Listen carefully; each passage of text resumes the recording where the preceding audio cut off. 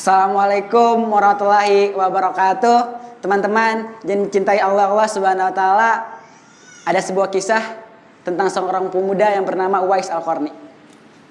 Dia seorang pemuda yang tidak terkenal, miskin, bahkan dia punya penyakit kulit. Tak ada orang yang dikenal, bahkan tidak pernah disebut namanya. Tapi dia seorang pemuda yang pernah disebut oleh Allah Rasulullah SAW sebagai pemuda yang sangat dicintai oleh Allah dan terkenal di langit. Sebab kecintaannya Allah kepadanya yaitu dikarenakan ia patuh dan menghormati ibunya yang sakit lumpuh. Suatu waktu Uwais meminta izin kepada sang ibu untuk pergi ke Madinah dalam rangka untuk melepas kerinduannya kepada Rasulullah.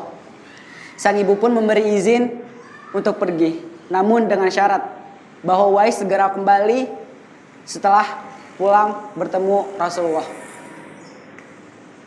Setelah melakukan perjalanan yang sangat panjang dari Yaman menuju ke Madinah, yaitu sekitar 590 km, Uwais tidak mendapati Rasulullah di rumahnya karena beliau sedang memimpin peperangan. Meski kerinduan yang amat besar terhadap Rasulullah, Uwais lekas pulang demi ibunya. Ia hanya mengitip pesan kepada Siti Aisyah radhiyallahu anhu. Kemudian pada kesempatan yang lain, sang ibu meminta Uwais untuk mengantarkannya pergi haji, yaitu dari Yaman menuju ke Mekah. Perjalanan ke Mekah sangatlah jauh, melewati padang tandus yang panas. Orang yang pergi ke Mekah biasanya menggunakan unta untuk membawa banyak pembekalan. Kemudian Uwais mencari jalan keluar bagaimana ibunya untuk bisa pergi berangkat haji. Kemudian dibelilah seekor anak lembu yang dibuatkan kandang di atas bukit oleh Uwais. Setiap pagi Uwais bolak-balik menggendong anak lembu itu. Tindakan ini adalah tindakan aneh bagi masyarakat.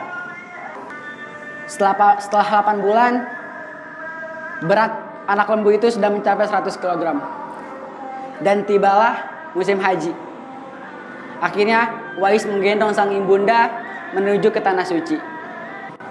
Setelah tiba di tanah suci, Uwais pun wukuf bersama ibunya di Arafah dan tawaf di Ka'bah. Ketika di depan Ka'bah, air mata sang ibunda tumpah. Uwais pun berdoa, "Ya Allah, ampunilah dosa ibu." Lantas ibunya bertanya kepada Uwais, "Bagaimana dengan dosamu?" Ibunya pun terheran ketika Uwais berdoa seperti itu. Kemudian Uwais menjawab, "Dengan terampunilah dosa ibu, maka ibu akan masuk surga.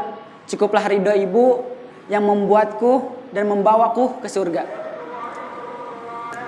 Kemudian setelah perjalanan haji, Allah Subhanahu wa taala pun memberikan karunia kepada Uwais, yaitu kesembuhan atas penyakitnya.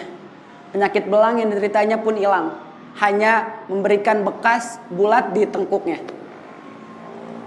Tanda tekuk itulah yang menjadi sebuah tanda sebagaimana yang disebutkan Rasulullah kepada Ali dan Umar, bahwa ketika bertemu dengan Uwais, mintalah doa dan istighfar.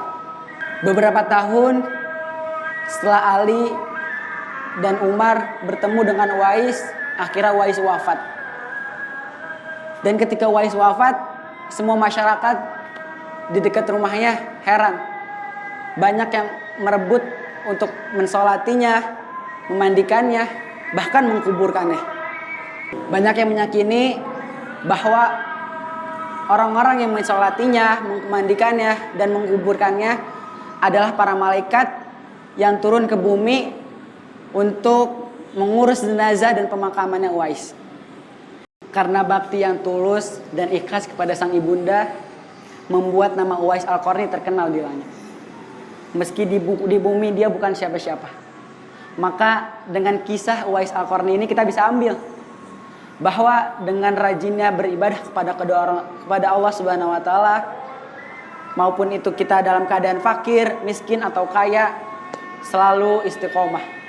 Dan kisah ini juga yang memotivasi kita untuk selalu merawat dan melakukan semua keinginan orang tua selama dalam kebaikan dan selama kedua orang tua kita masih hidup.